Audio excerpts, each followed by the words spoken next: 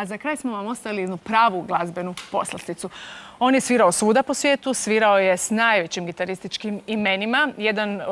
Jedan od tih imena ga i hvali i preporučuje na svojoj web stranici, Tomi Emanuel. Jedan je od najboljih hrvatskih gitarista, zove se Damir Halilić. Hvala. Tako je. Za kraj Mare Nostrum i hvala.